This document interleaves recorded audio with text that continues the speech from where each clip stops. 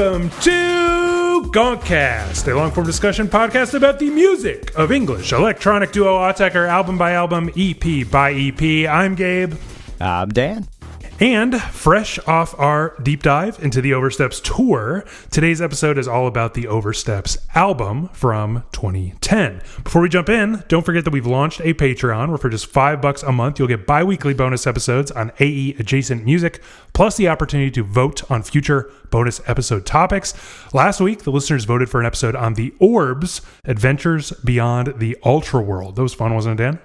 Yeah, it was. Something we both, weren't like super, studied in, and it was great to learn it, and I think we both came to love it.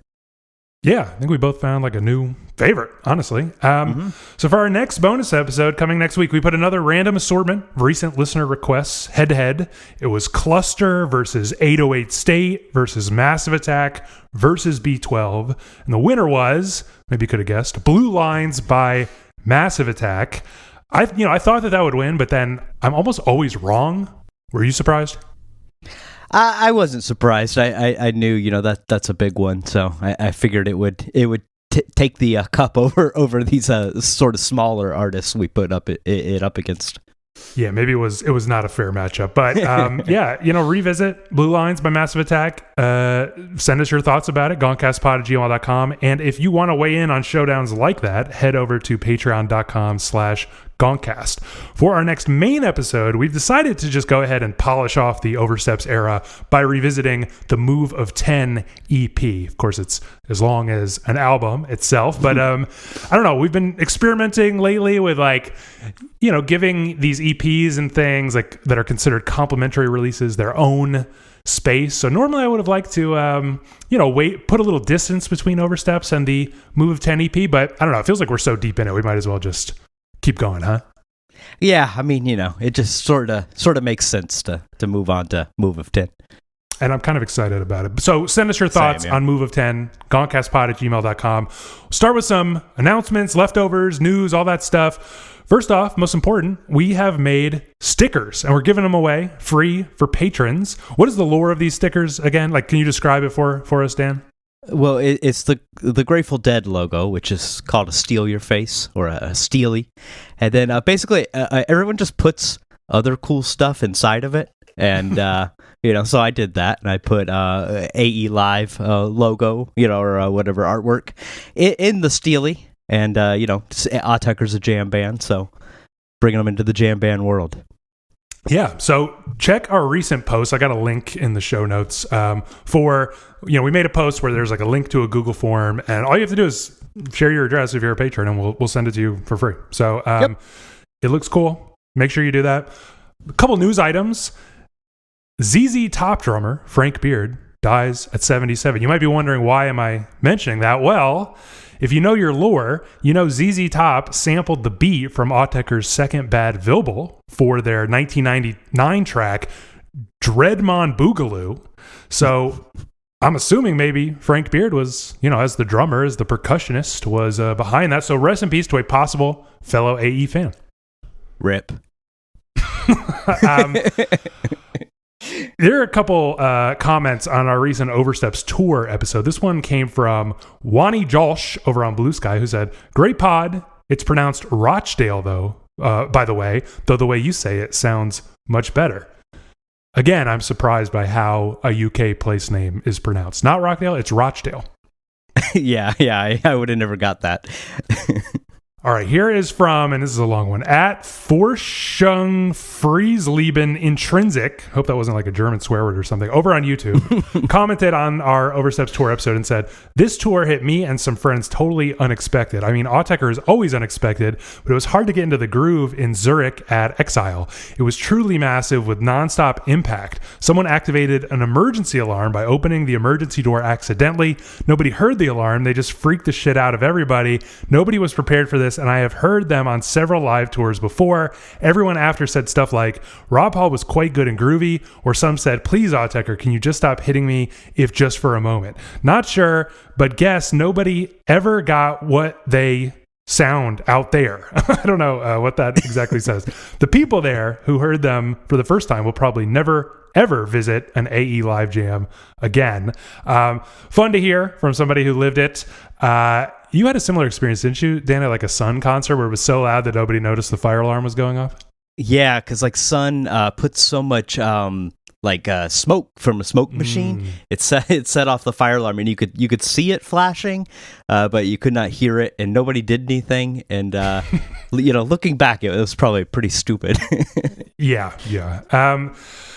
This came from user Brelva over on Reddit on our post about the Oversteps tour episode. They said, Oversteps tour equals subspace caveman hoedown line dance jamboree. Among their best tours for sure. Favorite recording is either the Dublin bootleg with that oaf guy yelling, yeah, the whole time. Clyde, a.k.a. the third brother, I guess this guy has a name in the lore, or the Zurich bootleg where the crowd sounds like a bunch of surfers losing their minds riding gigantic waves. I like that description too. And it sounds like the previous commenter was at the Zurich gig. Finally, we had user Reason Clean over on Reddit who linked us to a cool visual breakdown. You always see these going around for like the current, the AE Live stuff and the 2022 Dash stuff, but a visual breakdown of how all the Oversteps tour sets kind of line up as far as the set goes. So I have put a link to that in the show notes. Definitely worth checking out. That's all the miscellaneous stuff. Dan, should we jump into Oversteps? Let's do it. A little bit of background. Last time, we talked about the 2010 Oversteps tour and the fact that this era represented Autechre's first experiments with reversing the priority between tour and album. As Sean explained, I had quite a few people say to me that they've been preferring the live stuff to the recorded stuff, and this was just after Choristus came out. And I thought, fair enough, because I actually really liked that live set as well. So I thought, what if we angled it the other way around, so that the live thing became the priority? Having done the tour, we thought we should revisit the studio LP and put that to the test, despite the fact that they seem to have abandoned that plan at some point when they decided not to release the tour soundboards after all. Okay, so the full story of the whole Oversteps era is this. After the all-hardware live jamming that produced Choristus, the guys wanted to go back to fine-tuning. As Rob explained, we wanted to have something where we could change at the last minute any detail or any event. This sent them back to digital synths and Max MSP for sequencing. The, quote, FM8, FS1R, Zebra all come to mind, Sean recalled later. But more besides, the rig at the time was mainly using MIDI to control other gear. Rob was using a few modular bits on it, if I recall correctly. They also decided to challenge themselves by emphasizing melody. As Sean explained, quote, we were concentrating on melody, harmony, counterpoint, and all that because the rhythm stuff has been second nature for a while in terms of programming and algos and such. And we thought we might learn more if we came at it from the opposite angle. Indeed, melodies were generated algorithmically. According to Sean, most of it's Markov chain stuff done in Max with conditionals forcing scales and harmonies, adding that the original takes are long as fuck because the melodies were set to vary indefinitely and he would edit things down after letting them play throughout the day.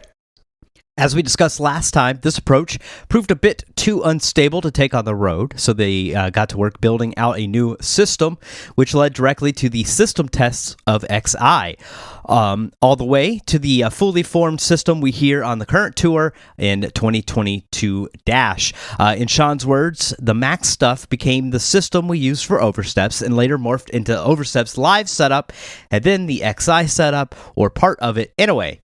Basically, we were making algorithms with a view to using them repeatedly and seeing how flexible we could make them in terms of being able to reuse them in lots of different contexts, making different styles of music, and Oversteps kind of grew out of that. I don't know if we were really successful in achieving our aims. Not really. We got very sidetracked and went with it into a different zone, but we liked the result. It ended up shaping it further into that kind of Oversteps territory. Now, Oversteps has been a little divisive with fans. When asked in 2025 how he thinks it holds up, Sean said, "I like it quite a bit. Replayed it recently, was surprised how well it had aged, and me as well, maybe. Some confluence of where I was and am now, etc.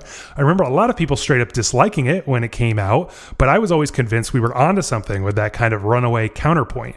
I think we refined those ideas into something better since then, though. So a kind of necessary step to where we're at lately." He also said that his, quote, mum likes Oversteps. A few last things to get on the record. Sean has said that, quote, "For me, Oversteps is about memory," but I'm not going to say much more than that. Ian Anderson from the Designers Republic has also claimed that the guys told him Oversteps was their, quote, "most unhuman album to date," which led to the artwork, a play on the idea that humans struggle to make perfect circles, but machines struggle to make imperfect circles. Back in 2023, actually, the Designers Republic sold 8 posters containing original circles drawn for Oversteps for £2,000 each. So, Dan, it is no secret that we are not like the biggest fans of Oversteps, but maybe you can sum up like how you feel about this record, prior to this week, and then how it kind of went for you spending all this time with it. Yeah, I think always I've sort of agreed with the masses that this is not the best Autechre record. Maybe not horrible or anything, just sort of like a middle sort of one. I think like the lack of percussion always sort of bothered me going into it. So I was looking forward to spending time with just it. Because even last time when we originally did this, on the original form of the podcast, we did it with Move of 10 and maybe something else too. So kind of jamming a little too much in there, I think.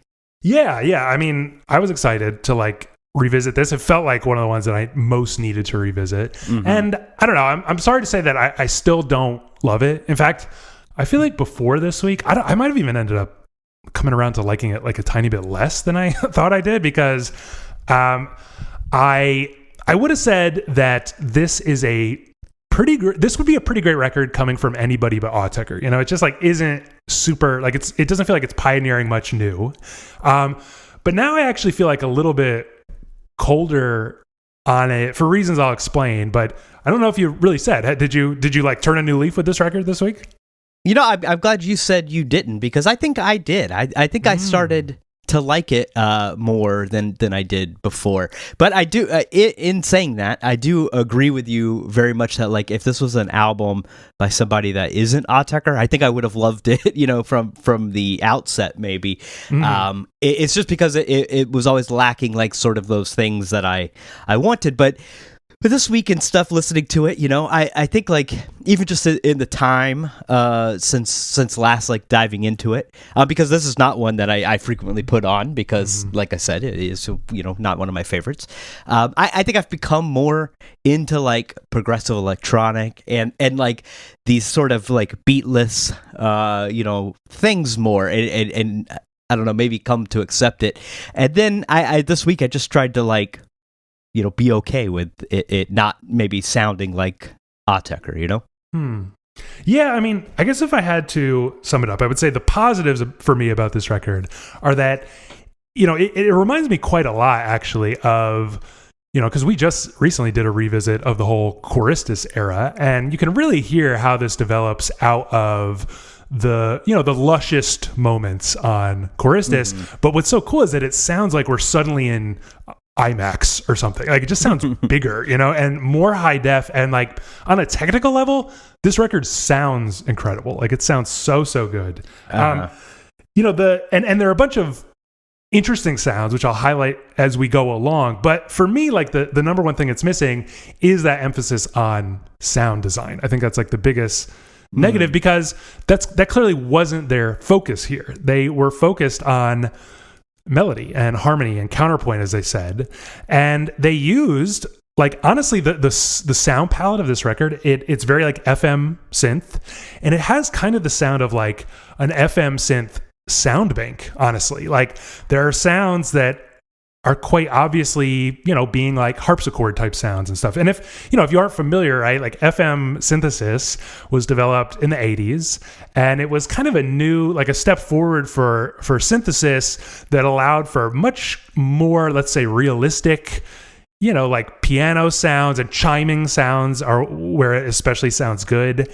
But overall, I think it is kind of like the reason that a lot of 80s records sound terrible. It's like that FM synth thing is just, it's a weird, like very synthetic kind of, sound, right? And so they're using these sounds that maybe I have some mixed feelings about to begin with, and they're using them in kind of like a stock way. Like I have the Volca FM synth or whatever. It comes with a sound bank. There's like, Spanish guitar, there's vibraphone, all those things that FM synthesis is good at. It sounds like that's the world we're in, and they're not doing a ton of innovative, sounds you've never heard before. Yeah, I agree, and I think that was also one of my issues with it. But again, I think just like I've come to like, I don't know, like maybe this is almost, I don't want to say a genre exercise because it's not fully that, but maybe it's like Autechre's closest thing to a genre exercise in like using those kind of 80s sounds and stuff. I think they're using them in an interesting enough way, that like makes it all worthwhile. But I will say that like the parts. The whole is greater than the parts, individually for me. I did find like as I was writing my notes and like individually looking at the songs, like I did sort of notice that like some of them like really are kind of unchanging and like sort of have these like stock sort of things. But I don't know. I think just like the whole thing builds like such a nice atmosphere and things, and like that FM synth sound is kind of part of that, so I think that has always been an issue with it with me, but I think I tried to look past it. Yeah, and there's no doubt, as you just mentioned, that this is like a self-limitation. It's like it's intentional, right? Of course, we know damn well that they could make all kinds of like incredible sounds if they wanted to, but they seem to have kind of limited themselves on purpose. In fact, I wanted to read a little bit early this email from EBCD, which I think is really perfect for this. EBCD says, I've seen people noting Oversteps' prominent classical influences, but something I haven't really seen anyone point out is that Oversteps feels very evocative of retro video game soundtracks. What mostly contributes to this is the album's choice of instrumentation, specifically the bold emphasis on that sort of pseudo-acoustic FM and car plus strong synthesis. Many of the sounds occupy a kind of musical uncanny valley where they clearly resemble acoustic instruments such as guitars, pianos, and harpsichords, brass instruments, bells, even sometimes vocals. Yet very rarely do they ever sound anywhere close to authentic recordings. Everything has a prominently artificial sound to it, which results in many of the synth patches being very evocative of old MIDI-based video game soundtracks, specifically in the 16 to 64-bit era where consoles and cartridges had just enough power and memory to store short samples of instruments played back via MIDI data instead of just playing back full-length audio files like they do now. Another thing is the actual songwriting and composition. Something about it just has a vivid fantasy RPG vibe. Many tracks feel very majestic and enchanting. The atmosphere is completely in touch with nature. The tracks evoke images in my mind of dense forests, vast mountain ranges, rolling hills, quaint lakesides, and maybe sometimes a castle in the distance or something. I mean, yeah, I think you could just absolutely hear that they are deliberately limiting themselves to like something like an FM sound bank kind of palette. I don't know if I totally understand that choice, but it makes me think about their comment, which is that this is a record about memory. I can't help but think that like that's what EBCD is hitting on, like not memory like in a mental sense, but like head. Yeah. Memory of like these old consoles and stuff that like didn't have enough memory to store full audio files, and so maybe they're like limiting themselves to the kinds of sounds and things that would be capable on older equipment or something, old video game even, right? So they're doing something intentionally. I don't know if I'm totally on board. The big problem here for me though is like they've decided to focus instead of on sound design on melody, and I just don't think the melodies are that great either. Like for me, I kind of think of it like there are a number of really great melodies. Then there are also a lot of melodies that sound exactly like they sound algorithmically generated. They sound a bit like background music. You kind of get what I mean. I almost feel like it's half successful, and then the other half is like not. I do get what you mean, and I really like what EBCD said. It does like sort of have a video game soundtrack kind of thing, or like you said, kind of background music. I feel like maybe. How I just said, like, a lot of these tracks are sort of like fairly unchanging, like it'll just be like kind of a melody and a simple rhythm or something. The way I was thinking there's one in particular I can't think of top of my head, but I have it in my notes that like it feels like when you're playing Mario or something, like the song's not 3 minutes and it loops every 3 minutes. It's just like literally however long you hang out in that level or whatever, like that's how long the song's going to be. And like some of these tracks like have that sort of feel, like the only reason they're 4 minutes here on the record is because that's where they cut it, or something. Like some of them do sort of have that background kind of feel to it. And I think that again, it was always sort of like one of the struggles I had with it. But I think like I don't know, when you look at it as like an art piece or whatever, like where they are self-limiting and this is the thing, has it become my favorite? Like still no, but I think I see what they're doing a little more. Yeah, I mean that's an interesting thought, right? That like maybe they are consciously exploring something that is supposed to feel like background music or something. There were a couple of times this week where I found myself maybe thinking in a similar direction, and I was like, is this just cope? Like they made it boring on purpose, Yeah, like, maybe it is. But, I was kind of like, I guess what I was kind of visualizing is like a lot of this record sounds like wind chimes to me, and like to the point where it's literally like kind of bells, like sometimes kind of in an almost random, algorithmic way, kind of just constantly shifting and changing. And I was thinking like, okay, the wind chime is honestly like the first algorithmic instrument, ever, right? And I was really thinking about, based on the way they describe the process of this record, it probably was pretty similar to the way you would like make wind chime music. It's just that in Max, you have the ability to develop every part of the wind chime, like the size and substance and timbre of every little bit of the wind chime. But you can even control like the wind, like what will be the characteristics of it, And I was thinking like, if you were, let's say you were going to make like a wind chime album, you would probably do exactly what I imagine them doing on this record, which is like you would build, this intricate wind chime that's supposed to be able to do interesting things. And then you would probably record it all day long, probably on multiple days in different conditions. And you would then select and piece together the most interesting things that happened. And based on Sean's, description of this as like him recording long takes of just endless variations, that's kind of what it sounds like. And so the problem is that sometimes I think they really did kind of find lovely little melodies that just sort of like spiral off and they're instantly so catchy and memorable. But then just as many times it just fades into the background like a wind chime. And I feel like that is like a failure of the experiment, at least as I'm imagining it. It should actually, if this is what you're trying to do, you're exploring, and I think they quite obviously are exploring not just melody but like algorithmically generated melody. It should almost never sound algorithmically generated, you know what I mean, if you're doing a good job picking and selecting and designing the conditions. Yeah, I get you. I think also maybe we're forgetting that this is like really the start of them doing this too, so like you would kind of expect them to not be as good at it yet, because I don't know, like parts of this record and stuff, like the classical feel and things, like people were saying, it feels, it was reminding a bit of like the 1/6 kind of tour that we've talked about, the sit down tour that was more like an avant-garde composition, like Stockhausen-y sort of thing. You always like to talk about how like they're going through the history of electronic music and stuff. It like almost feels like a similar kind of thing to that, like we're doing like just maybe like a slightly earlier thing from like what's going on in 1/6, and I think learning how to use those algorithms and the program and everything, because like you said, like if you're running this for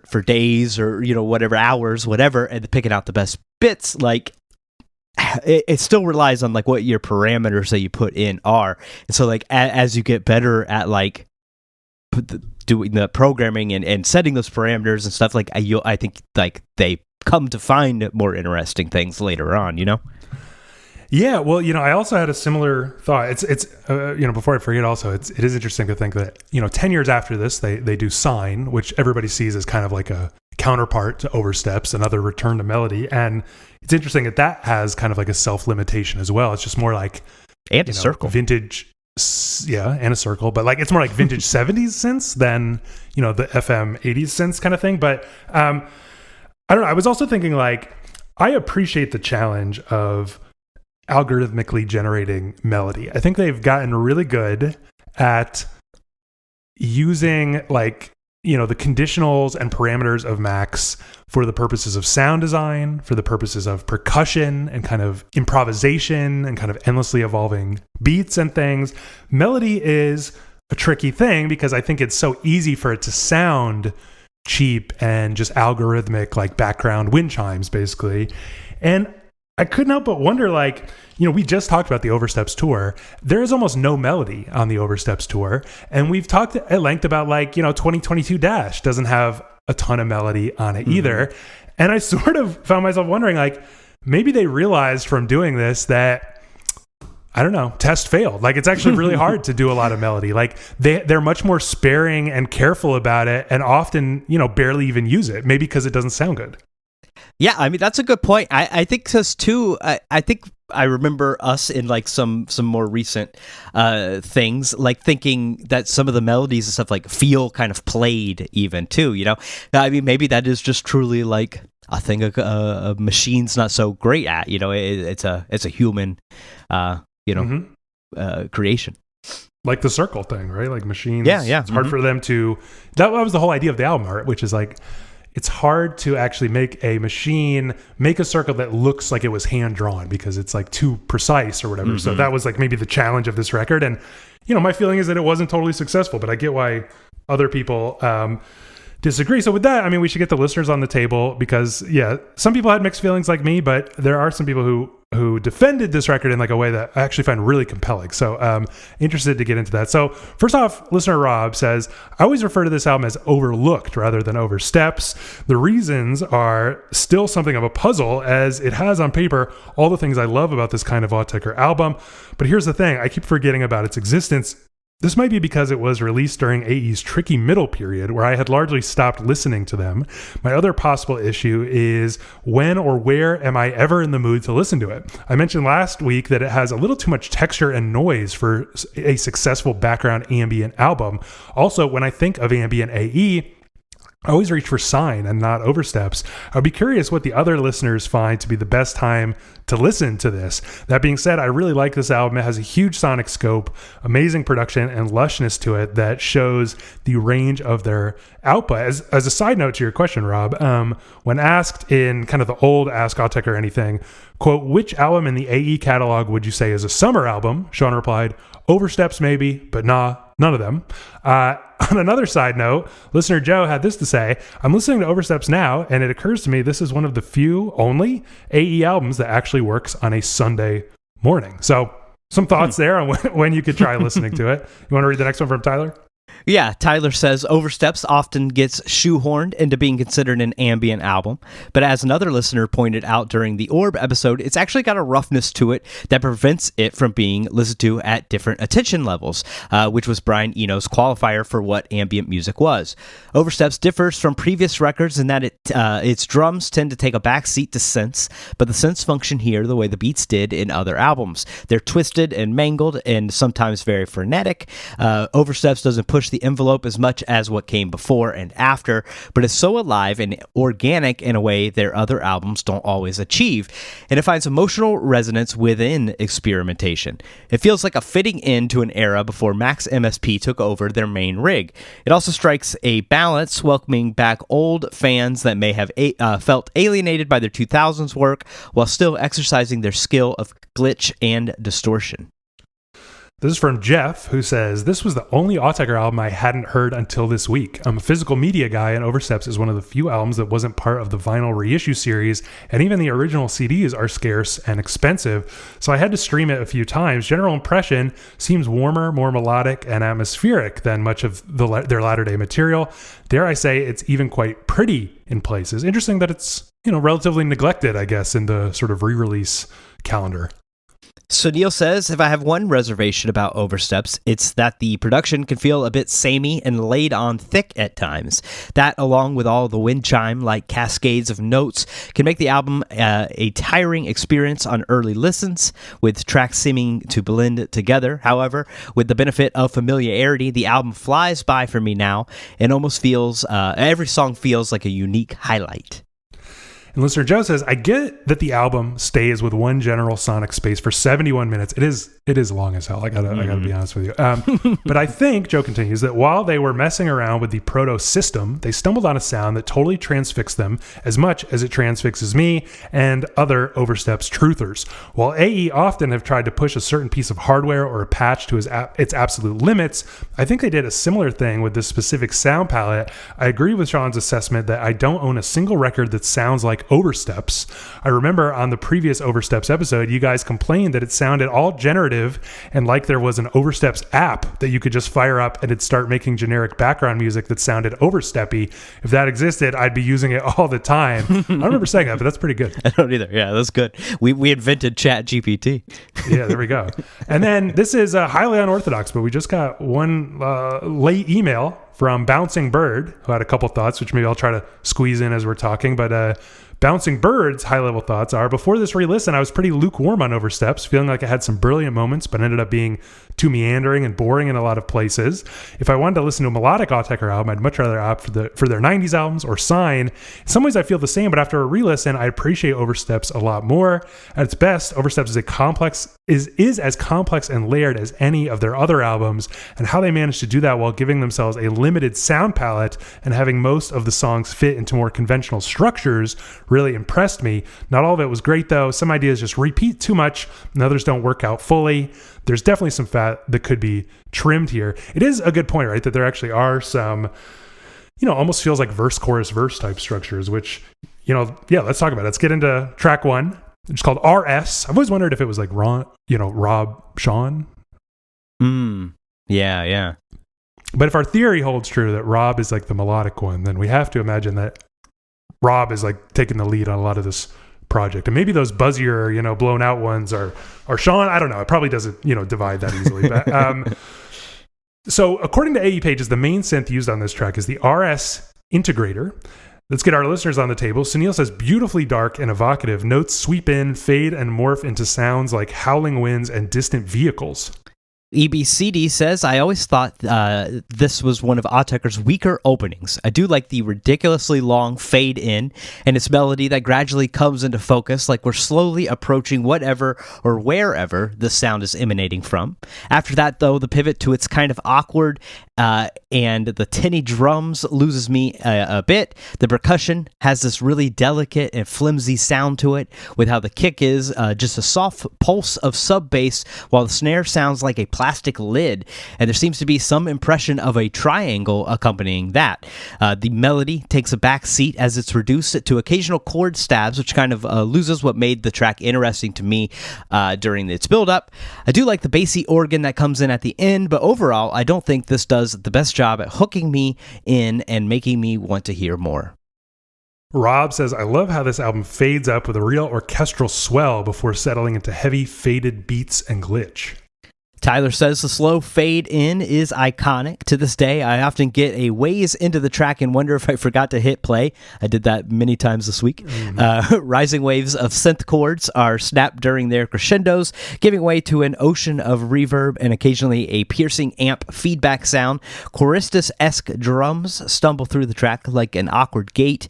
It ends with a playful and slightly ominous melody. And let me try to squeeze some of Bouncing Bird's thoughts in here. What a great way to introduce the album. The synth swell in the opening is magnificent, and how it builds up. It evokes this sense of floating through a growing thunderstorm with how electrical the synths are, how the reverb here gives a huge sense of scale. Then that quiet, out-of-time beat comes in and totally changes the track in such a brilliantly subtle way. It's now like I'm in motion rather than floating, but still moving through that thundercloud without anything to stand on. This part gives me mental imagery of occasionally seeing a huge sunlit futuristic city through the clouds as I'm moving. That slow fade in is, I don't know, it's quite a fake out, but I agree with all the listeners that it adds to the sense of scale and size. Like, it just feels like this huge track. I mentioned it, just this whole record feels like IMAX. Like, I think it's kind of cool coming in. But what do you think of this first track, RS? That intro I think like was sort of annoying at first, but when you like put it on the stereo and stuff, like it is kind of nice, like it's like you're slow zooming into something. I don't know that it needs to take like 40 seconds, but it's fine. But I like this one. Those big chords, reverb. It's setting up like the atmosphere that we're kind of gonna live in here for 70 minutes or whatnot.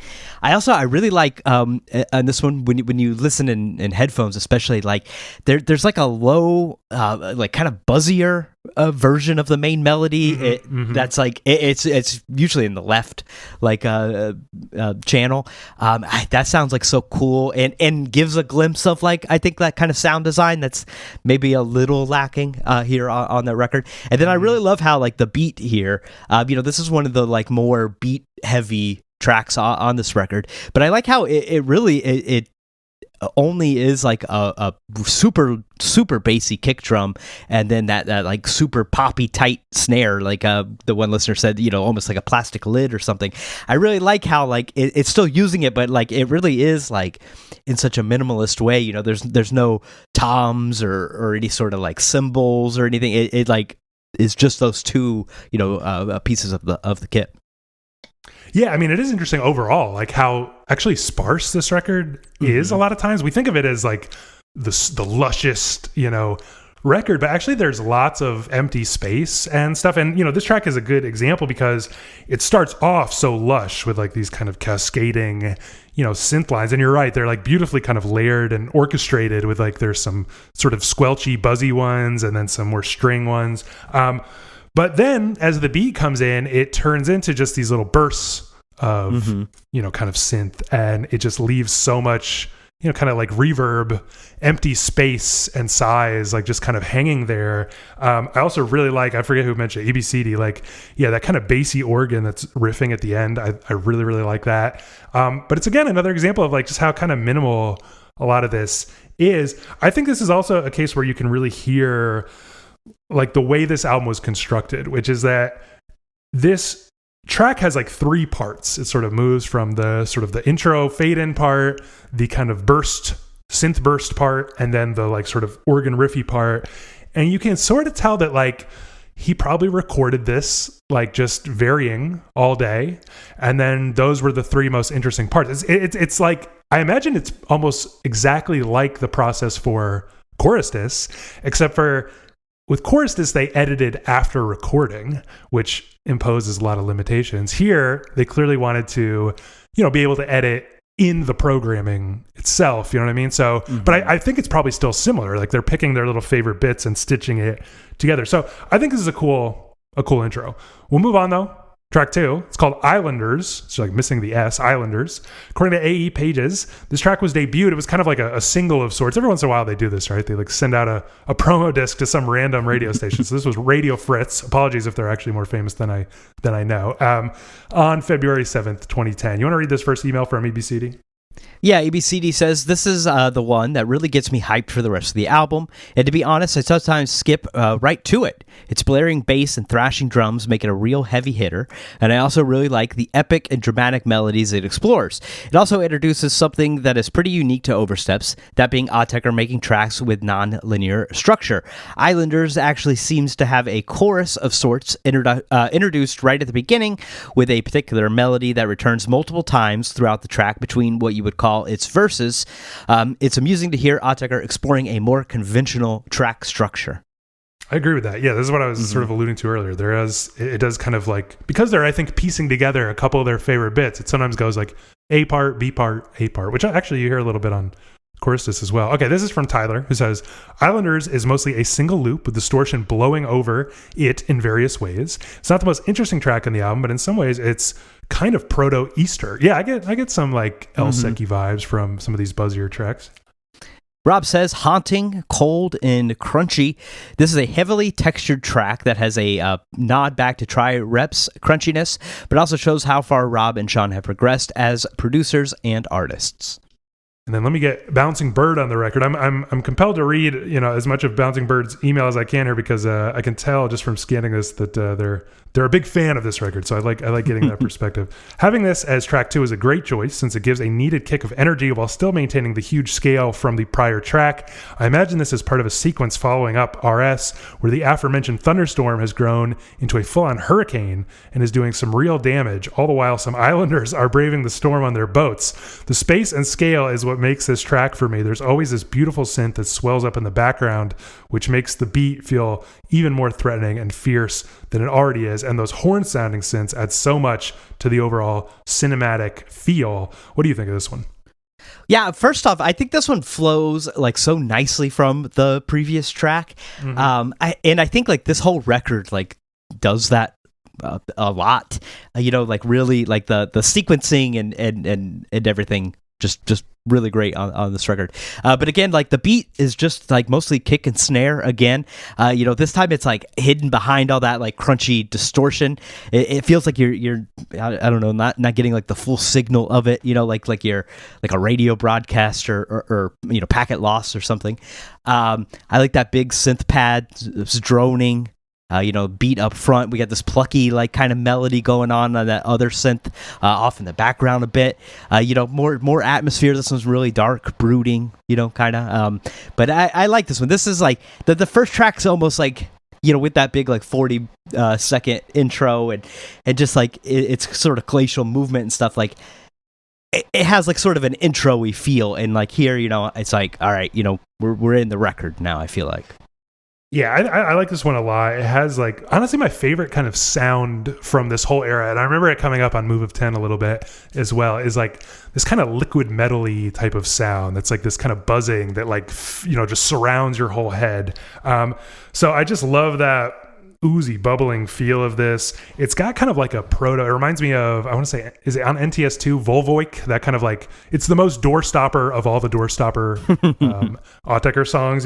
This has like a little bit of that, like the way that low end is kind of bouncing and gurgling, and then, yeah, you mentioned it, but those kind of like that little melodic line running through is probably my favorite part, because it sounds like those kind of classic techno, like echoey stabs are kind of running. They're like the main melody kind of running through the middle of this. And honestly, in a way, like the main rhythm, because it's like a very straight kind of like echoing sort of classic dance sound, like buried in the middle of this. So I just think it's like an interesting combination of sounds. Absolutely. I think the main melody, which is this kind of dramatic string thing, it sounds a little bit like, I don't know, like a poor imitation of B12 or something like that, I feel. And so it's again like an example of, now I forgive it here because I think the sound design is great, but it's again an example where it's like they decided to focus on melody, and yet I feel like the melody is a little weak sometimes. Yeah, you're right. All right, well, let's keep it moving. Track 3, it's called Known One. Listener EBCD said, I've seen this one get a lot of hate, and I can't deny it is incredibly cheesy and maybe a little obnoxious, but I actually love it. It's definitely where the fantasy RPG vibes I was talking about come in full force, as this literally sounds to me like something you would hear in an old Legend of Zelda game. The bizarre lead synth that comes in later sounds like the cartridge is corrupted and glitching with how it's all jittery and chopped up. This is another one that has a sort of chorus, and I think it's another memorable tune. I also really love the melody that comes in at the end as it takes on a darker and more dramatic tone. Rob says, Warp artists go harpsichord is something of a cliche, but I guess as Druckus already explored this, the melody is a good one, but I wouldn't say this is a favorite of mine. It doesn't do anything truly radical. Tyler says, Known One features a harpsichord lead and various synths harmonizing with it in a way that sounds like counterpoint. A higher chiming synth cuts in, but it can't seem to get the words out of its mouth as it repeatedly gets clipped mid-note or glitches into a different pitch. I really like this effect, and it makes several prominent appearances throughout the album. Sunil says, starts out as fun and catchy, then about a minute in, that harsh, squeaking voice comes in like a broken, out-of-tune instrument. I could totally understand someone hating this, but I love it. I love it the way I love a cold glass of bitter white grapefruit juice. There is something in the bitterness that makes it delicious and refreshing. And then I can see here that Bouncing Bird wrote like an enormous wall of gushing text about this. So I gotta find a couple key lines here to read. This is my absolute favorite off the whole album. It just epitomizes the whole thing so well while being such a great listen. For one, after the last two, which evoke nature to me, Known One is the epitome of what Ian Anderson from TDR meant when he said the album sounds like machines trying to imitate humanity. It's an interesting thought. The whole thing sounds like a robot trying to be a pop hit along the lines of what Beyonce or Ariana Grande would make, but sounding totally off. The emotions it's trying to portray are there, but the emotional core of the song to me is the idea that this robot has these feelings but is unable to fully articulate them in a way that doesn't sound somewhat sorrowful or messy. It's incredibly tragic. So Bouncing Bird goes on quite a long ways beyond that. But what do you think of Known One?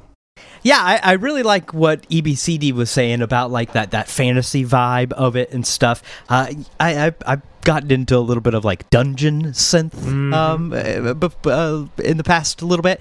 You know, like the Hole Dweller, Secret Stairway, stuff like that. And like this is honestly like a frankly better version of that, you know, like you know, it has, this one has like that sort of video game sort of feel, you know, like I don't know, Zelda or something.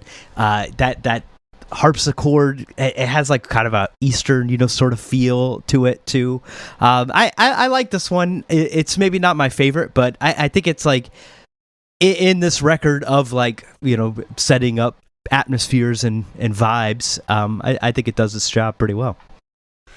Yeah, see, I'm very compelled by like what Bouncing Bird is saying here about it being, you know, again, is it just cope or what? But it's like kind of corny on purpose, you know? It sounds like it's trying to be classical and grand, but falls a little flat, and maybe that's the idea. Of course, as I think it was EBCD noted, it's like that kind of lead sounds like something broken, like it's trying to play but failing or something. So there might be something going on there, but overall I feel like what Rob said, which is, you know, Warp artists using harpsichord sounds is pretty cliche. I also immediately thought of Druckus, and not just because of like the sound of this, but just the way it's structured. You know, it seems to kind of run through a couple variations, which is very Baroque, but also reminds me exactly of what you know, Aphex Twin had done about a decade before this on all of those, you know, sort of prepared piano interlude tracks.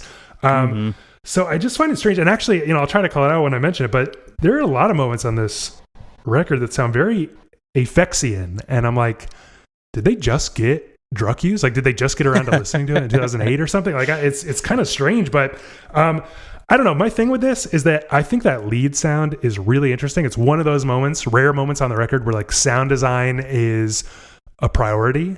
And I think if it wasn't for that, this would be like really one of the worst ever Autechre tracks. I guess that's not any fair way to judge a track. You know what I mean? But it's like everything but that I find pretty uninteresting and cliche. I get it. Yeah. I think I felt that way, you know, previously. I don't know. I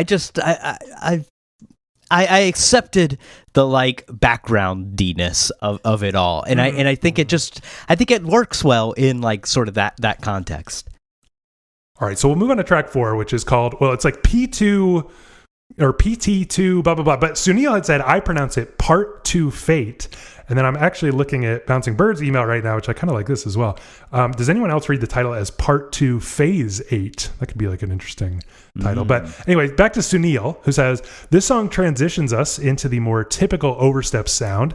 After the first 3, which seem to have more distinct identities, Part 2 Phase 8 is not as flashy as some of the tracks that will follow, but I've come to see it as the most beautiful song on the album.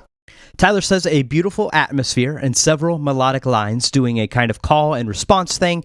People criticize Oversteps for being insufficiently experimental, but sometimes it's great to get a reminder that Booth and Brown do know how to make things that are just pretty.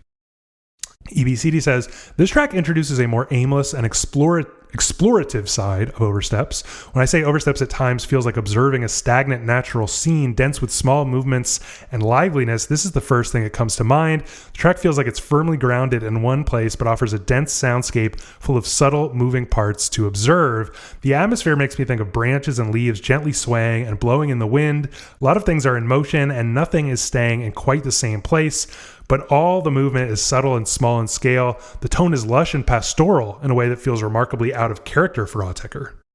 Rob says if Oversteps is one of their most overlooked albums, then this track is the quintessential Oversteps track, as I keep forgetting that it exists.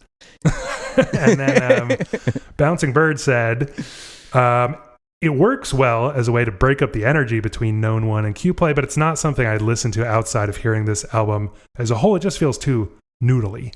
So I feel like I've been making you go first every track so far. So I'll just say that, this is one that sounds the most wind chimey to me, but I actually feel like this is one of the most successful executions of what I imagined the concept was, of like, what can you do with algorithmically generated harmony and melody? And I think that this is quite a lot of, like, they've successfully identified a couple really catchy moments. It reminds me of some of the best, like, when you're listening to Miles Davis or something, like, and he's really inspired, and just every line he throws out is like kind of instantly memorable or whatever. Or like a more contemporary example would be, Young Thug does this, or used to do this, right? Where it's like, he would just throw out little melodies that are like so good, you're like, that could be the chorus of a song, and he just like threw it out and moved right along. So this is one of those moments that I think is like the absolute promise of this idea of algorithmically generated melody, because there are so many lovely, like, instantly memorable. I find myself singing along to a lot of this, Yeah, I like this one. I wonder, do you think that just because it's the first, sort of wind chimey one, and so possibly, just possibly. Because it does have that, like, sort of. I was thinking of it like it feels like, sort of struck.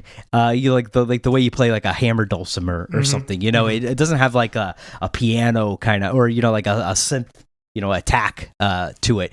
It's a very like shiny kind of sounding track.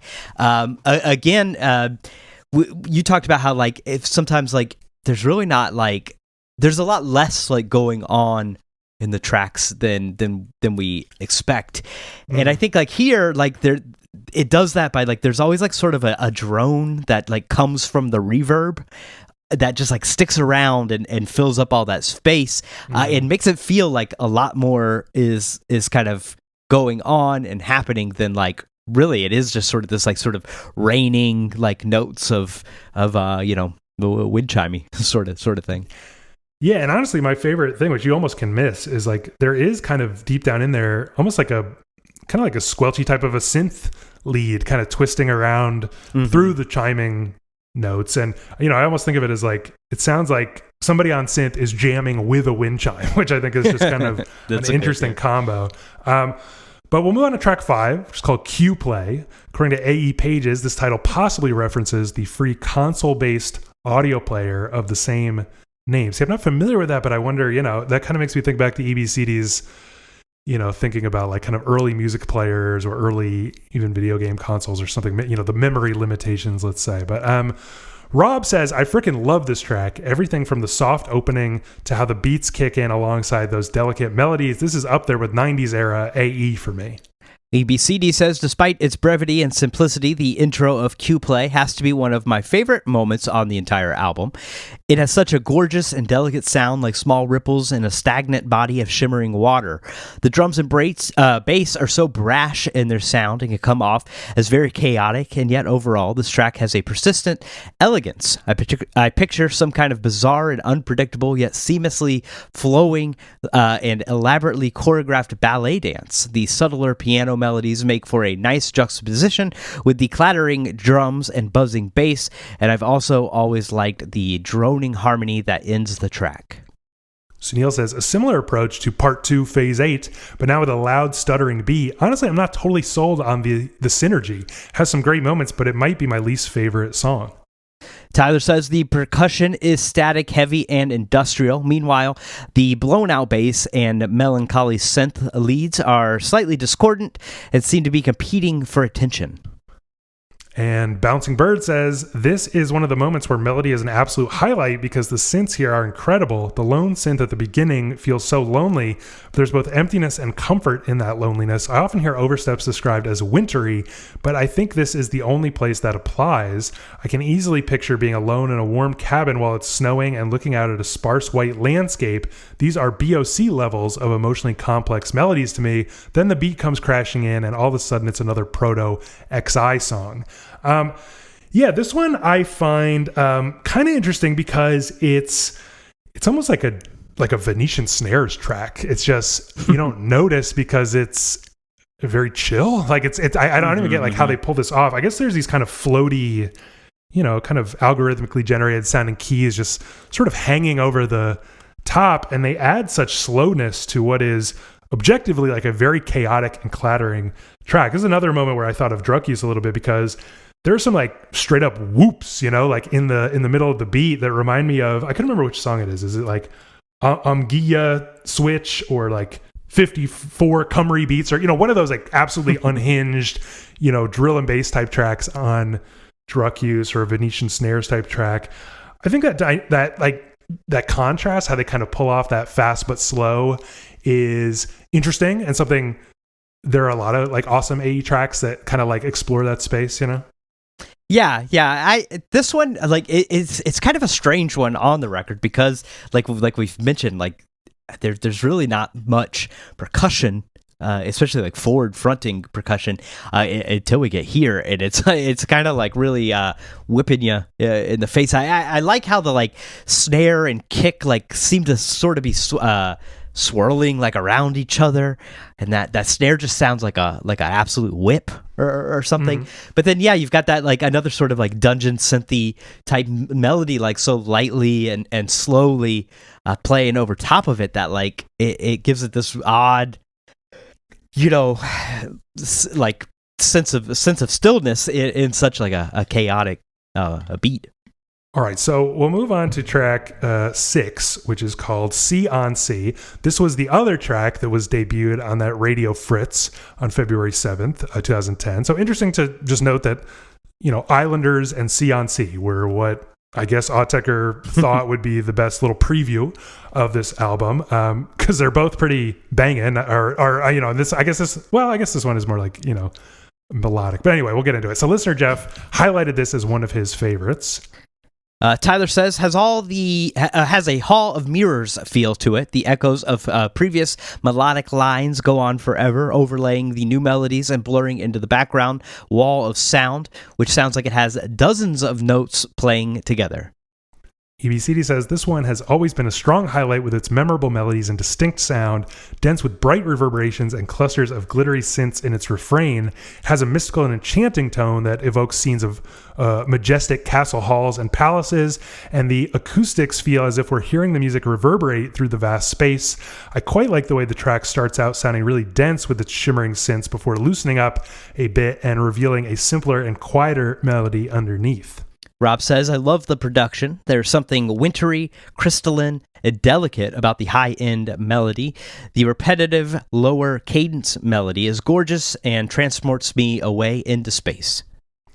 Sunil says, my wife heard me listening to this and said, this is cool music. She was surprised when I said it was Autechre. Where are the kerchunking machine sounds? It's hard to think of any music as heavenly sounding as C on C.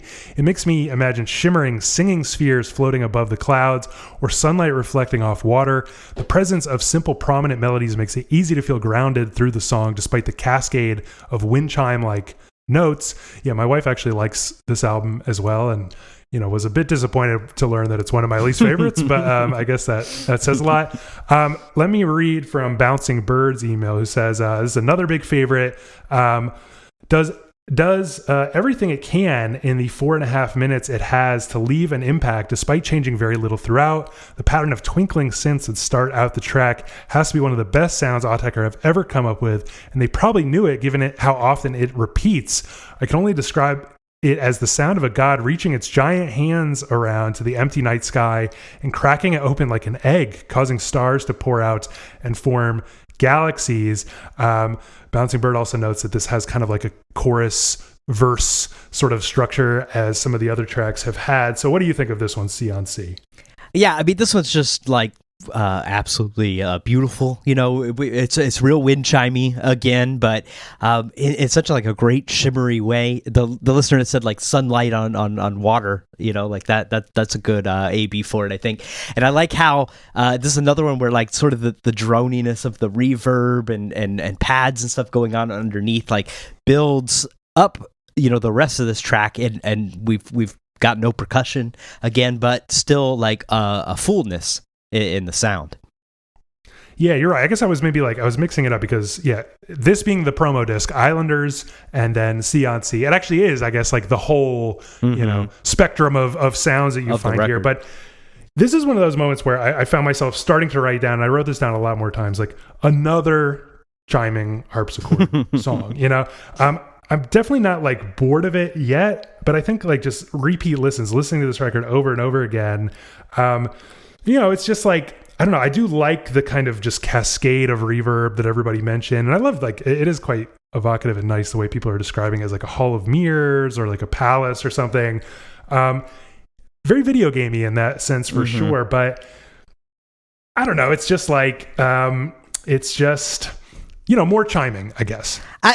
I think, you know, I agree with you. And I said, too, I think this record, like, really is, like, the greater than, you know, the sum of its parts. Because I noticed this, too. Like, you know, when you focus in and look at it too closely, like, I think you sort of see behind the curtain a little bit.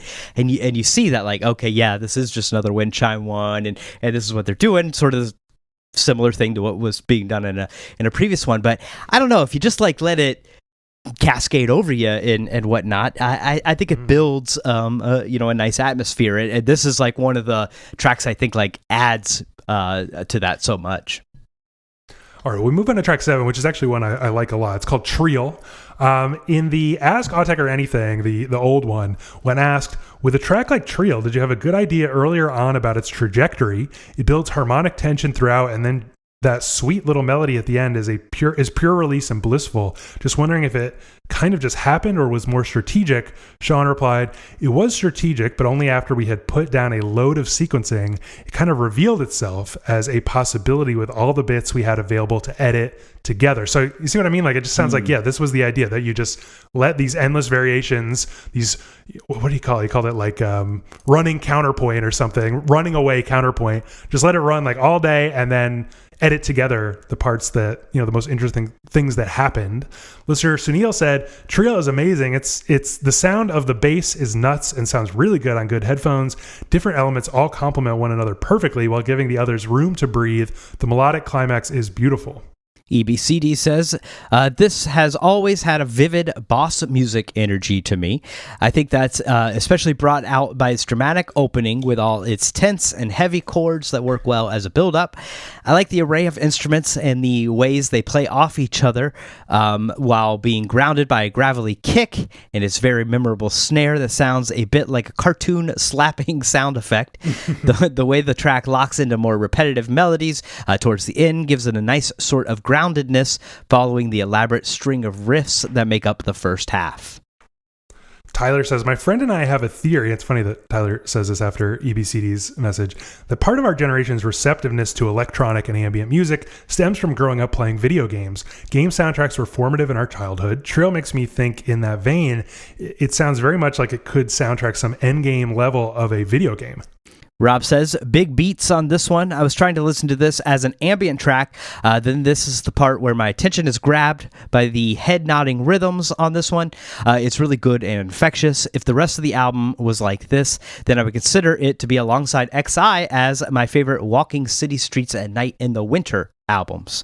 And then Bouncing Bird says, a nice palate cleansing hip hop style track. Having a head bopper at the halfway point is good after 6 tracks that are harder to parse. Although I do think the progression of the track does go a little too slow for my liking. Maybe it didn't need to be 6 minutes long.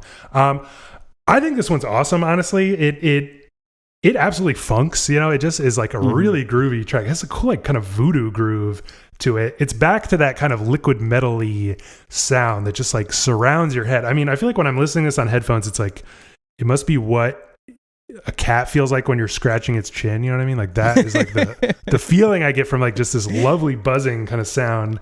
And then it's just like, it's riffing, I think this is again, an example of what experimenting with algorithmically generated melody can do at its best, because it just sounds like every little hook, every little line is a groove. And I also like how it kind of shifts between, like one sound kind of takes the lead, like maybe the more electric organy sounding sound. And then at another time, it's more of like the harpsichord type sound takes the lead and kind of riffs. And so it's got this cool, like jammed feel. And, a lot of this record, like we said, is surprisingly sparse, surprisingly minimal. But this is like one of the tracks that a hell of a lot is going on. Like it almost feels like every Oversteps sound is here somewhere. Yeah, this is definitely like, I think, one of the tracks that stops this from being like a fully ambient record, because this one, like that beat definitely grabs your attention, like the listener said, and everything. My one complaint about it, I think, is like the snare is such a big, like, clean pop, and it's just so present that like sometimes it's too present, and I think like grabs my attention away from like the other melodies and everything that are going around. Like I would just crank the volume back on it just a notch or something. But again, like, very video game soundy, but not like, I was thinking about, like, I had read EBCD's emails and stuff before when I was writing my notes and stuff, and I was thinking, like, a lot of times, like, when somebody's like purposely making like a video game music, like chiptune kind of stuff, like it's so awful and lame, and this like somehow completely avoids that. I don't know if it's just because like Autechre is really good at what they do, or I don't know, they just like understand it or something better. But like I'm glad that it avoids that portion of the video game. Well, let's move on to track 8. A lot of tracks here. This is like one of those records that every time you go back to listen to it, you're like shocked at just how long it really is. But track 8, it's called Os Vikes 3 or Os Ve 3 or something like that. In the old Ask Autechre Anything, when asked, the development in Os Vikes at around 141 is really nice and sounds a bit more classical than your tracks are usually. Any memories about how that happened? It kind of reminds me of Amber, specifically Further. Sean replied, was just an accident. So again, this is like a lot of accidents that they've kind of stitched together, which is interesting in its own way. Listener Tyler said, a hidden gem, the static sounds like a machine letting out steam, and the melodic movement is emotional and earnest, and the shining lead that emerges at around the 3-minute mark is so warm and welcoming. EBCD says, I've always had a hard time getting into this one. I feel it's lacking something to really get hooked on, and ends up feeling like it's just meandering around for a few minutes without doing anything particularly interesting. The percussion and bass feel very subdued and awkward, similar to the percussion on RS, but with a heavier and more gritty sound. And the melody isn't much more than some faint beeps and bloops lingering in the background. The most I could say is that the shrieking fiddle sounds that come in later are a little amusing, and I like the way the outro leads into the next track. Rob says, I don't dislike this glitchy track. It's just not as memorable as the track before it. And Sunil says, a more successful take on Q Play. This has some of the best beats on the album. I love how they sputter and gargle and incorporate white noise. The ambient style melody is great as well. Where on Q Play, it often felt like the beat and melody were both fighting for attention. Here they feel more harmonious and low key. I agree with that. And then Bouncing Bird had said, this is the opposite of RS, where now the percussion is at the forefront and pads are in the background. This track comes off as more of a weird experiment, if anything. Doesn't do much for me. I'm also seeing a little bit later in this write-up that Bouncing Bird saw this as like a prototype of BQ from NTS1, which is one of our favorites, but a goofy one. I don't know. It sounds like people have mixed feelings about this one, and it's weirdly one that I like a lot, but I think it might specifically be because it reminds me so much of an Aphex Twin song that I love. I think it's Wax and Pith off of I Care Because You Do.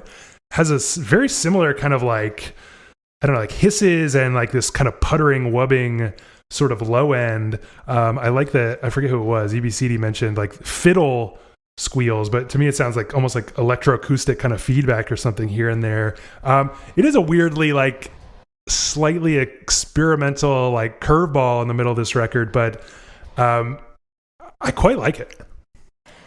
This is another one that I think, like, you know, when you zoom in on it, it's kind of lacking a little bit, because like, I don't know, there's just not like that much going on. Like the listeners were saying, you just kind of get these like little stabs of beeps and bloops and computery sounds and the struggling like percussion as the main. It is like a good like kind of counter to RS, I think, but you know, just as this track on its own, not one of my favorites. Well, we'll talk about track 9, which is called O equals 0. And I don't know why I never put this together, but now that I'm looking at Bouncing Bird had mentioned, I like how the track title is a reflection of the album art. That is true. It's like literally what the album art is, right? Like O's and zeros. So Bouncing Bird just continues that I feel like it's trying to say something profound about the nature of man and machine, but unfortunately the track itself is just boring. Basically part 2, phase 8 with but longer and with brighter treble. I also want to note that Jeff had highlighted this in his list of like favorites on the record. Do you want to read the one from Sunil? Yes, Sunil says another favorite. The biggest star of the show is that low mid-range voice. I don't know how to describe the sound, but it's infectious. Listener Rob says, I really like the warm feeling I get on this album. There's something analog sounding about some of the synths on this track that give me ASMR vibes. The bell-like sounds also give me RDJ's computer-controlled acoustic instruments vibes. EBCD says, as I said, I quite like the transition with the lingering cloudy drone that leads into the bright and uplifting melodies, like overcast clouds parting to reveal beams of sunlight coming through and establishing a floaty and light atmosphere, like gently floating among clouds. I love how jovial and lighthearted the leading bell melodies are, and I'm also amused by its counterpart of a soft woodwindy synth that also seems to be triggering alongside a light and breezy snare. This one sets itself apart with how it works more as a duet between two lead instruments and places more emphasis on all sorts of shorter and more broken up riffs. Yeah, it's funny. I wrote down the exact same thing. Like, this sounds like a duet or something. And then Tyler says, a bit unremarkable, but I will say that the bells here are so believable that I could be convinced they are samples rather than synthesized sounds. What do you think of this one? Yeah, I really like that bell, sort of sound here. Like we're maybe back a little bit into wind chimey territory, but I agree. It does like sound very sampled, not so like FME. FME always has like that like sheen of artificiality on it, and I don't think we get that as much here. I like the bassy like synth that's underneath it, that like subtle shuffling percussion. It's pretty like low in the mix. I like this one. It's a fun, nice atmosphere. Probably one of my favorites of the more atmospheric sort of tracks. I always thought the title looked like a emoticon too, but I like the yeah, you're right. The cover. Yeah, and it's funny because I feel like everybody thinks the cover of XI looks a little bit like an emoticon face or something like that as well.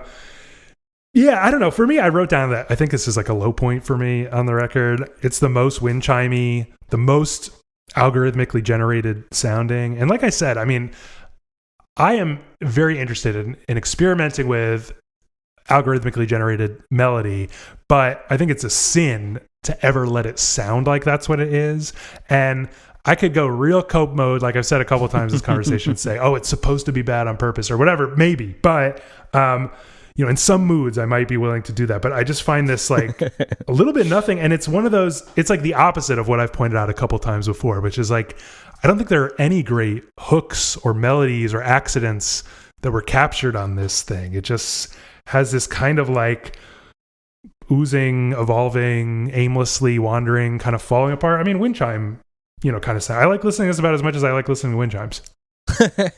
I see. Again, I just sort of wonder, like, are you getting tired of it by this point of the record? You know, because I think like this album, whenever I would listen to it, like, you know, just in one sitting, paying attention, you know, it does sort of feel overly kind of long. And about now, I think I do kind of get like maybe a little annoyed with it. And in fact, even like when I wrote my notes, I didn't listen to like the whole album. Like I took a break in between it, and I felt like it helped with you know, my stamina of it. Maybe that's not a good thing though, honestly, you know, in a record. But yeah, I just wonder, like, I don't know. I like the atmosphere and stuff here of like the wind chimey sounds, and I like how cool those bells are. So I just wonder, like, if that is the reason, you know, behind, you know, if we switch this one with another wind chime from earlier, would you have different feelings?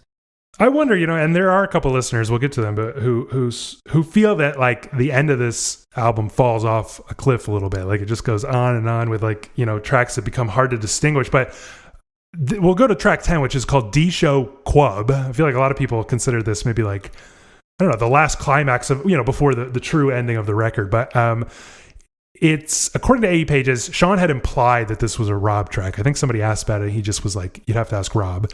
The percussion was also used in Nth Diffuser B, which is on Move of 10. We'll talk about that next time.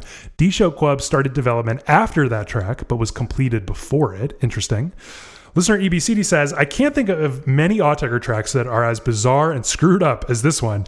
Its melodies have this sort of manic energy, like they're almost trying too hard to sound happy or energetic, to the point of feeling flat out insane. It's interesting because it's like, it sounds almost like the way that Bouncing Bird was describing Known One a little bit earlier, like a robot trying to make a pop song. But beyond that, this is back to EBCD, the soundscape is dense with all kinds of discordant and overwhelming noises that completely tear apart anything resembling a coherent track. Things start out pretty steady with a looping melody and banging hip-hop groove, but it doesn't take long for all kinds of bizarre electronic groans and rumbles to rise up and steer things in a completely different direction, each uproar seeming to cause the structure to fall apart even more as the beat fades into the background and the scene loses focus. The second drop presents the bold choice to bring back the drums, but with this weird kick, kick, clap, clap pattern, as if we're seeing double. The way the drums fade out and then unexpectedly come back as a mangled and jittering mess is like the final blow before everything collapses in the outro. As if things weren't strange enough, the guys save one last trick for the end with the introduction of a droning vocal choir. Tyler says the pitch bending here is so ominous and the echoing metal clangs are so menacing. Throughout the track, a choir struggles to break through the serpentine synths and bass and the hammering drums. The way the discordant clangs and chords echo into silence and come back sounding more demented than before around the 3-minute mark is very Aphex. By the 5-minute mark, the other elements of the songs fade away. A dark pad chord begins to underlie the choir, and the singing finally makes its way to the forefront with some truly haunting sounds. It feels like a warning, do not tread any further. The choir begs a comparison to one of my favorite XI moments, Deco Loke, where a throng of voices also harmonizes, though in that case the voices are so chopped and interrupted by the beat that the intended melodic line fails to fully materialize.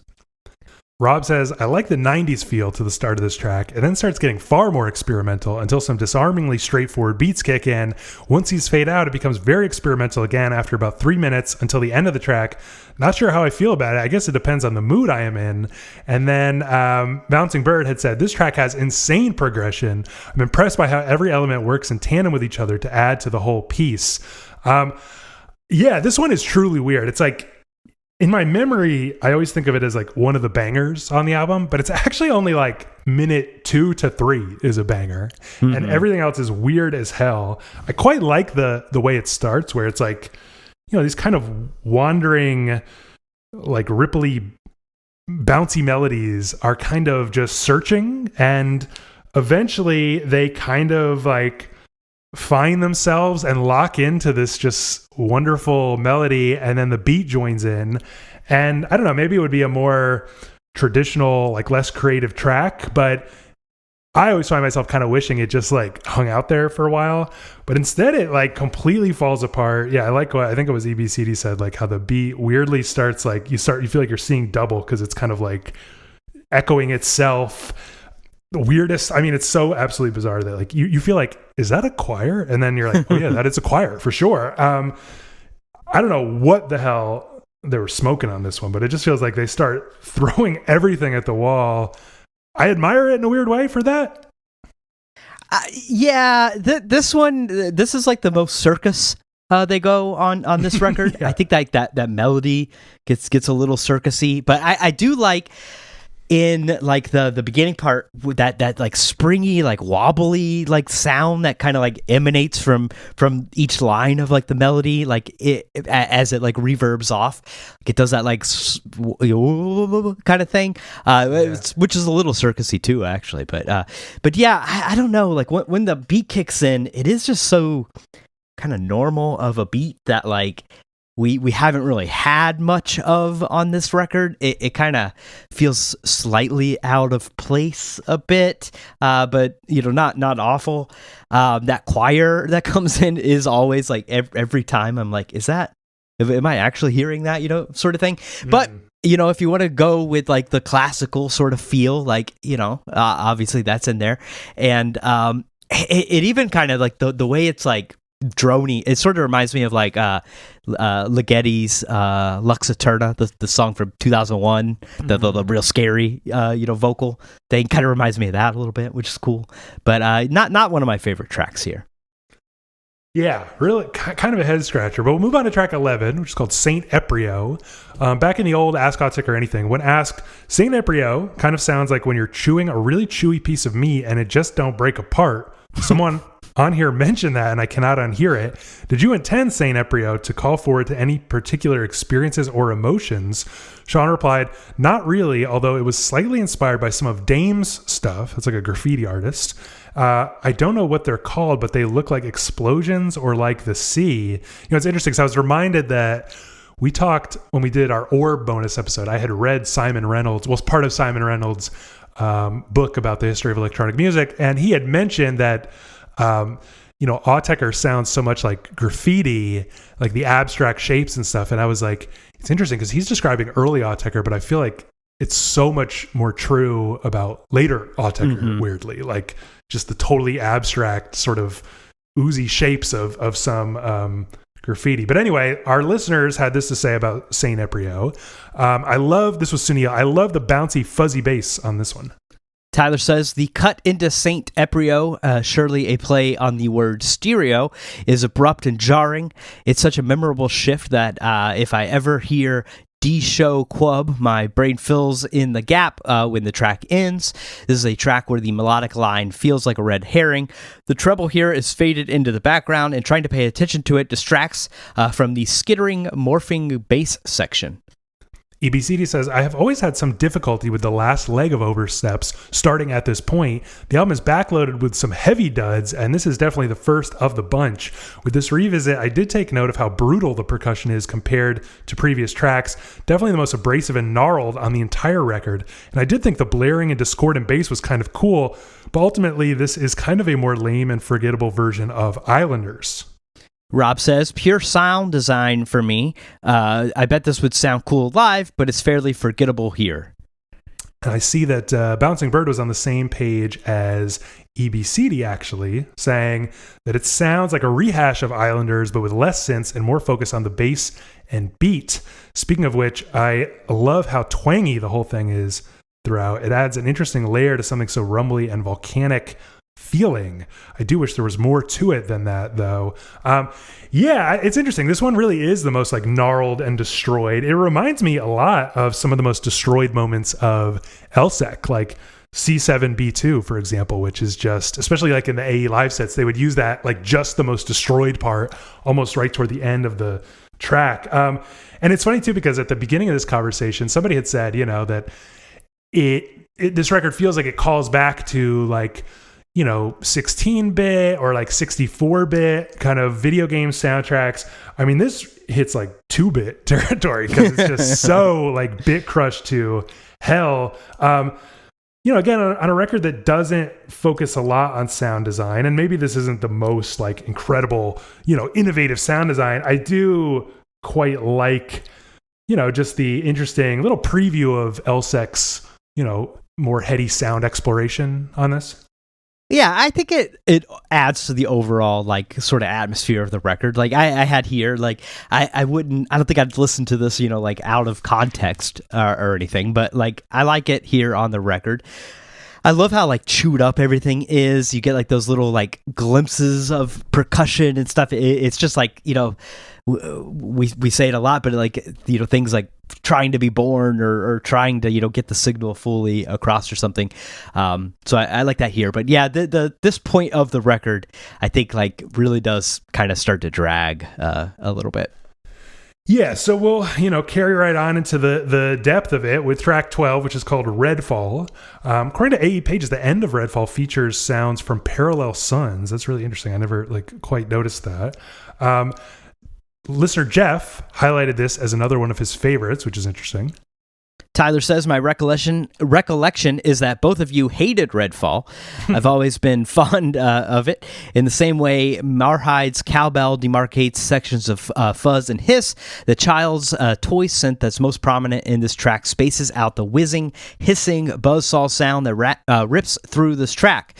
Despite that sounding like a power tool, it eventually begins playing a melody of its own in a way that I find very catchy. The playfulness of the toy synth reminds me a lot of Melv. This track is absolutely drenched in reverb, which is true of most of this album, and is one of the things I like most about it. I'm a sucker for reverb, and that makes a space sound enormous and desolate.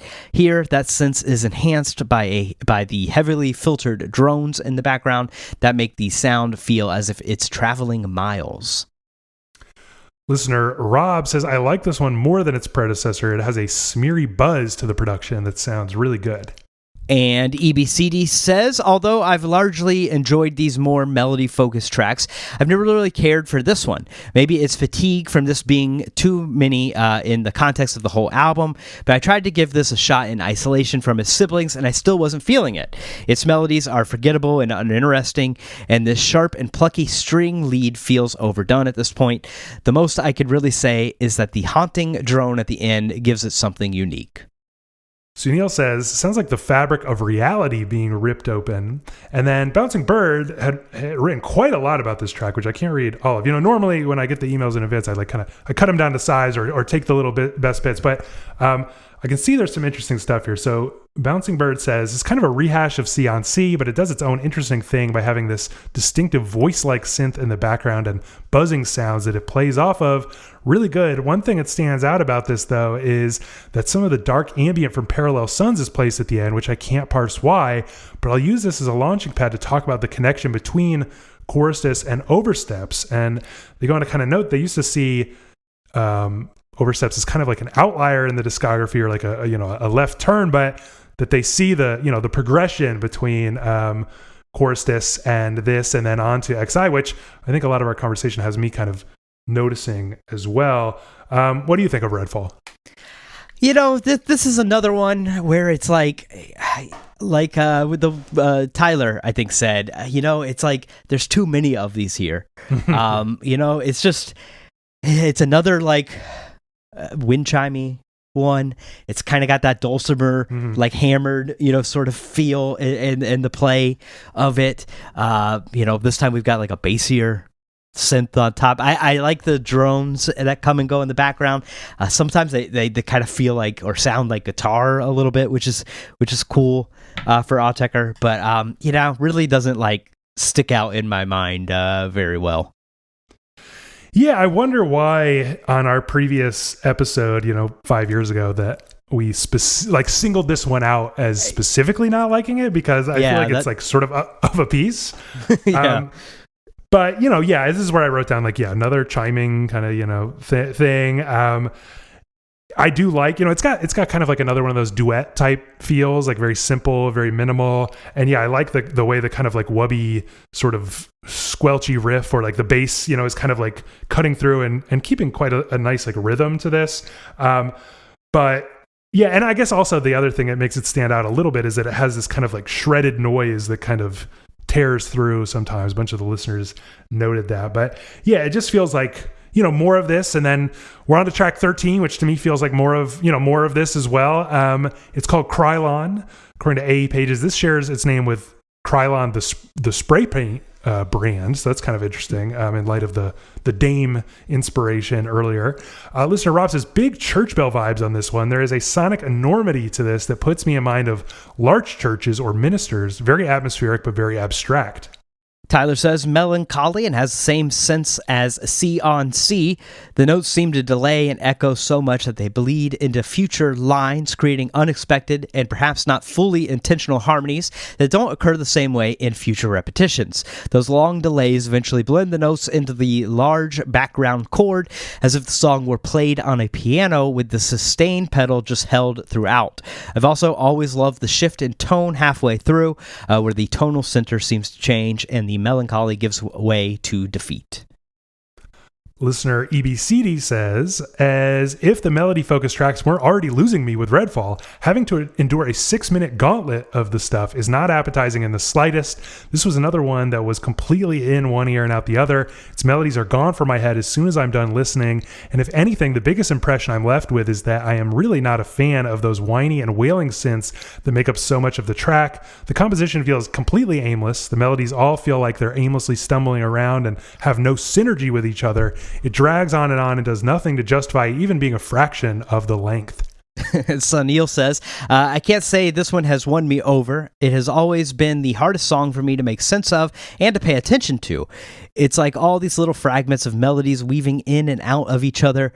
At times, the melodies feel random and aimless. At other times, very intentional.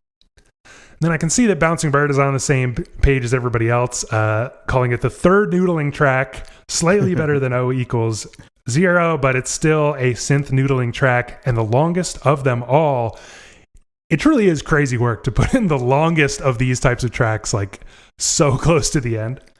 Yeah, it is like bad sequencing, I think. Somebody mentioned towards the beginning of the episode, like, there's definitely some fat on this record. It doesn't really need to be 71 minutes. Mm-hmm. And if you got to cut one, I think you need to cut one of these noodly synth tracks. And, why not cut the biggest one?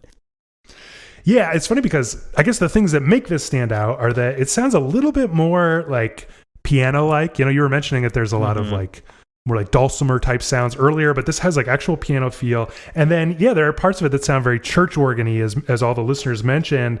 But these are subtle distinctions. And I'm actually reminded of our discussion of Plus recently, where we noted that like those three kind of Sign-esque synthy tracks, each has like a slightly different character. One was like brassier, one was more organ-y, and I'm just sort of reminded of, like, when it comes to Sign and Plus, I feel like those just nail, and I'm thinking specifically of like the Plus songs that sound more like synthy, they nail what this album for me is trying and failing to do a lot of times, which is like the melodies are nothing to write home about a lot of the time. Sometimes they are, but a lot of times they're not.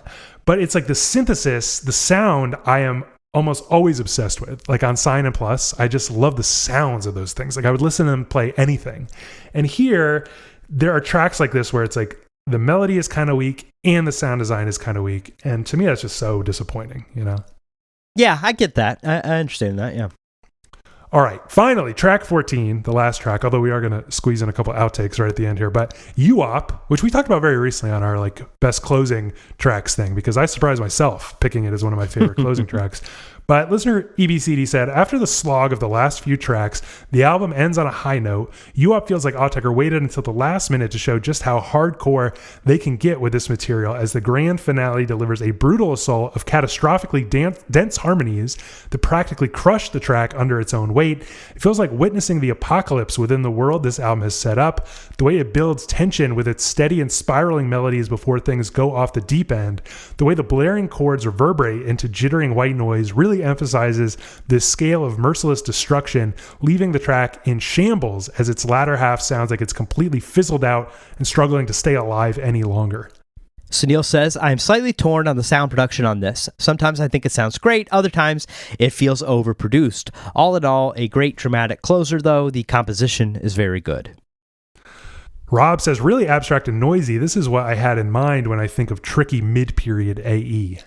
And Tyler says, the same trick of notes bleeding into future lines is perhaps used to its greatest effect here. A shimmering synth becomes increasingly plonky in an arpeggiating a simple melody and fights against ripples of distortion that grow increasingly strong from the low end, and a cataclysmic ringing from above, working to silence the melody as the song progresses. The distortion becomes awash with such intense reverb that it begins to sound like waves crashing ashore. The lead starts to choke in waves of glitch with bits missing on each repeat, a la William Basinski. Eventually, the track fades out, leaving nothing but ruins behind. The only element that doesn't fade is the drone, a bleak reminder of the desolation such a destructive force leaves in its wake. Is truly a remarkable ending, one that they attempt again on XI, and frankly, I think works better here. And then Bouncing Bird on the same page as everybody else with these like apocalyptic vibes. They say, what an amazing closer. Those loud ass synths are everything. This sounds like the soundtrack to the violent destruction of a hyper-advanced civilization, but in a beautiful way. It contrasts the futuristic city I imagined in RS, as now that city is pummeled into dust. Yeah, so we talked about this one. I mean, I think this is breathtaking. It's interesting though, because I don't think it hits as hard coming at the end of this, 70-minute album, because it does fit like in some ways. And I was just surprised, I think, when we did our best closing tracks episode, like listening to this in isolation is where I first started to really appreciate like what a stunner this track is. But still, it's like, yeah, just what all the listeners said, like the way that these like piercing synths end up kind of like cascading down the track and ripping it apart. It becomes such a huge swell of noise in the middle that, yeah, as the listeners noted, it's like broken by the end, where there's just these kind of little buzzing, sputtering, glitching, sparking sounds like to lead us toward the end. Yeah, I mean, I don't know. It's just incredible. I feel like this is how it should be. Like, if this doesn't sound at all to me like the melodies are algorithmically generated. It sounds so purposeful. It sounds so intentional.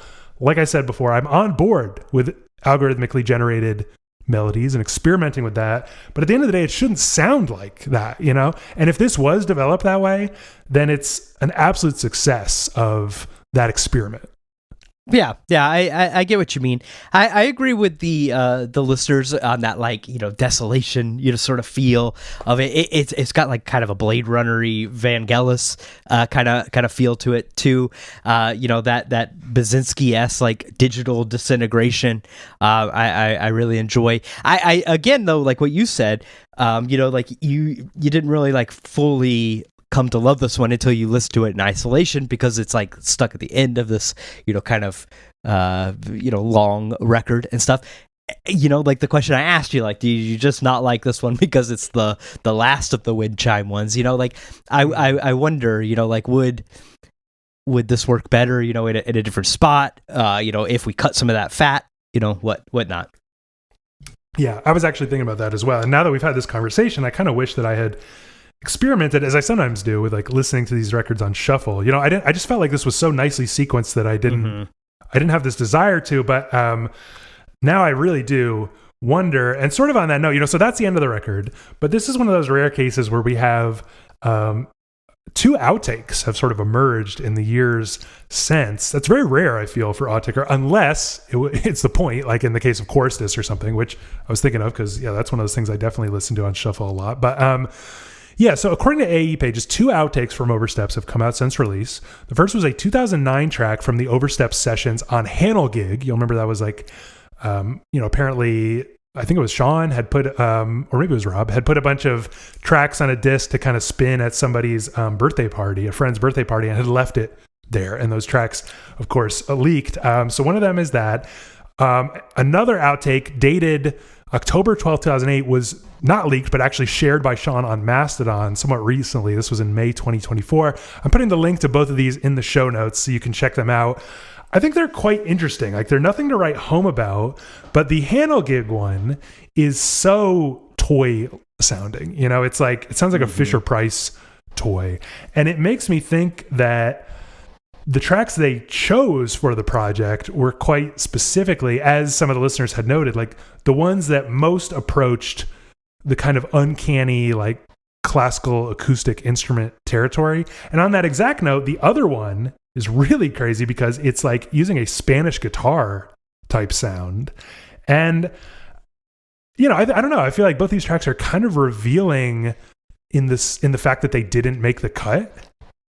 Yeah, no, I get that. Because you're right. Like the handle gig one, it's like so circusy and goofy, I think. And then yeah, that other one, the second one, like it just kind of sounds like a real Spanish guitar or something. Yeah, it kind of like, it reminded me of something you'd like could hear at a restaurant or something in the background and not even really think about. It's odd. But it's kind of cool, like in the sense of what you can do with FM synthesis, and specifically like with Max MSP, because it sounds like a Spanish guitar, a nylon string guitar, but like playing something so impossible for human fingers to ever do, you know? And then I also wrote down that the previous track, the handle gig one, it reminded me, because just Aphex Twin was on my mind so much this week. Like, it reminds me of that Melodies from Mars leaked album by him that has a lot of toy-like kind of melodies on it, which I haven't listened to in a long as hell time. Maybe that'd be like an interesting bonus episode topic one day. But that's the whole album, plus some outtakes. We've still got a couple little things I just wanted to squeeze in at the end here, trying to bring this long one home. But listener EBCD had brought up the artwork, which actually did come up quite a bit during this conversation. But they had written, I feel that artwork might be worth discussing, given the Designers Republic page has an entire essay detailing its philosophy and creative process. Yeah, I put that link in the show notes. It's pretty outstanding to see an Autechre album cover that features distinctly organic and traditional artwork. The circles all have distinct organic textures and shapes to them, complete with droplets and smears of ink. It's amusing that some come pretty close to looking like a near perfect circle in both shape and texture, while others are blatantly misshapen and have clear imperfections with visible brush strokes. I also think the typography is amusing with how it has such a rigid and artificial look. It kind of reminds them of, you know, the all text artwork of Choristus, which came before it, but the circle designs are taking the stage here, as if to say, like, the usual design philosophy of Autechre's albums is not welcome here. Tyler had mentioned this as well, saying, given the Max MSP experiments that followed this, the art concept is extremely fitting. This is Booth and Brown's attempts to create pristine glacial atmospheres, something that machines would do for them in just a few years' time. Like human-made circles, the results are beautiful but imperfect, austere but distorted. The album that is most closely related to Oversteps in sound is Sign, whose artwork features a circular Mobius band shape with no imperfections. You kind of mentioned this earlier, Dan. Purely digital. By Sign, the twinkling synth atmospheres are made by Max MSP, a version of Oversteps that has been sanded to smoothness by a system rather than a person. I mean, that's an interesting way to look at it, but my thoughts on this are that they've actually built a system that does make really convincing, imperfect sounds. You know, like it sounds truly like they are improvising and jamming when you listen to 2022 Dash. And I think that was quite a feat because, as they sort of address here, it's hard to make, you know, machines sound like authentic, real played stuff, you know, but they pulled it off. Yeah, I mean, I think like that's what one of the most interesting things about this record is, like, sort of seeing that, like, bit of a glimpse into the future of you know, we always talk about like having to like wrangle this beast of a system, and it's like, you know, this came out 2010, you know, we're 16 years later here, you know, it's like they've finally taught it to draw an imperfect circle, you know, sort of thing. Yeah, I think that's really, really interesting. Okay, finally, Sunil said, I remembered years ago I downloaded Oversteps and it was completely different than what I'd heard on YouTube. I learned there was a fake leak that occurred before release. This is true, which was actually a self-titled album by someone called Altered Carbon. Looking on SoulSeek at the time, you can see song lengths in the search results. You can easily spot the real versus fake versions. And when I looked many years ago, I was struck by how many fake versions were being shared. I want to say it was around 15% fake. This week, I was encouraged to see the percentage has gone down considerably, down to about 3%. But PSA to any music downloaders out there, if your RS is under 5 minutes long, you have the fake version. Very interesting. I think that was one of them had said, I think it was Rob had said something like, we've put out fake leaks ourselves. He might have just been, being cheeky, but that is an interesting part of Oversteps history. But that's it. This ended up being a marathon. You have any closing thoughts? Yeah, I at the front I said I had come to like this record better, and then you and the listeners are beating it down the whole time, making me maybe I was wrong. I feel like it paired so nicely with that Orb record too, and maybe that swayed my decision. But I really did just kind of enjoy having this on at work and stuff. And like I said, I think it's maybe one of the Autechre records that maybe doesn't reward incredibly deep listening, but it is kind of more of a background put it on kind of thing, which is interesting in their discography. You're right. And I think, again, maybe it's cope, but I could convince myself that was the aim, to make something that would fade to the background sometimes. Although then we had other listeners say that what annoys them is that it's too active to actually be background music. So I'm not sure. Yeah, but I mean, I do appreciate that some of the listeners gave me, like I said, some really compelling ways into this record that have I think made me like it even more than I did before we had this conversation, but only slightly. So we wrap up with new music recs. Let's do it. All right, my rec this week is the brand new B-52s box set called Ancient Culture Mesopotamia Revisited. It's looking at Mesopotamia, which is a EP that David Byrne produced for them in 1982, I think it was. They've put together this box set. It's the EP with a couple of bonus tracks that basically make it like a full-length record kind of feel. They also changed the track listing around to make it feel like a record, and I think it works pretty well. There's a disc of remixes. You've skipped that. That's dumb. And then there's a really great full concert from 1982. They've got a horn player with them and stuff, and it just sounds like the most. I mean, the B-52s are the most fun band, but the show is just so much fun, and I think these David Byrne songs, he plays guitar and I think some synthesizer on some of them, and it's totally noticeable. Very Afrobeat, kind of rhythms and stuff, and I think that plays so well with the B-52s that this EP that was sort of been forgotten a little bit. It's not been on streaming until now and stuff. Getting new light on it. Interesting. Yeah, I saw this came out and I assumed it was a new B-52s record, and I was like, no thanks. But now I'm much more interested, so I'm saving it. I want to shout out this record it's called, I think it's a real word and it's embarrassing, I don't know how to say it, Auscultation. The record is called 4, IV Roman numerals. Fantastic techno record, and it's crazy actually because they had released their previous record was called 3, I, and it had come out in the the haze of COVID, 2020, and I remember loving it, but then I just completely erased them from my memory, and then this came out and I was loving it. Comes out, turns out it's a band I already liked, or an act I already liked, which is always funny. But I just think this is incredible techno. It's so groovy, it's so dreamy, but the best part about it is it has this kind of sandblasted feel, the kind of distorting treble of FM radio or something. And it just makes such a cool vibe and atmosphere. I mean, I feel like this is shooting up my, kind of my favorites of the year list, and is a must check out.